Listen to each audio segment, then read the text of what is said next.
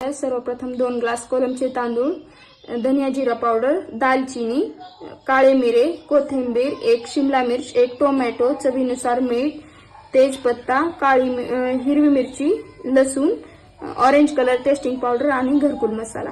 त्यामध्ये 2 चमचे तेल टाकून घेऊयात। चांगलं गरम झाल्यानंतर त्यामध्ये काळे मिरे, दालचिनी, तेजपत्ता आणि लसूण टाकून व्यवस्थित घालून घ्यायचं।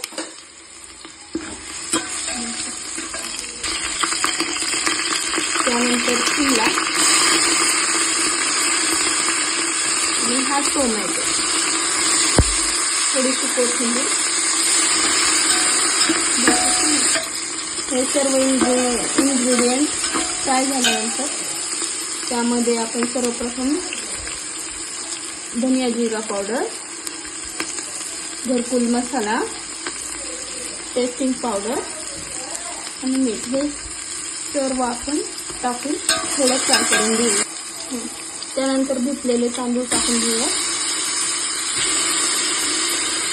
त्यानंतर 2 ग्लास पाणी कमी वाटल्यामुळे मी नंतर अर्धा ग्लास टाकलेला आहे, तुम्ही बघू शकता।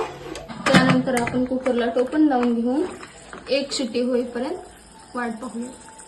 त्या प्रकारे आपला मसाले भात तयार आहे, ते आपण एका प्लेटमध्ये काढून। हा आपला गरमागरम मसाले भात तयार आहे आणि अशाच नवनवीन रेसिपीजसाठी तुम्ही आपल्या चॅनलला लाईक, शेअर, सबस्क्राईब करायला विसरू नका आणि कमेंटमध्ये तुम्हाला कोणती नवीन रेसिपीज पाहिजे आहे ते सांगा।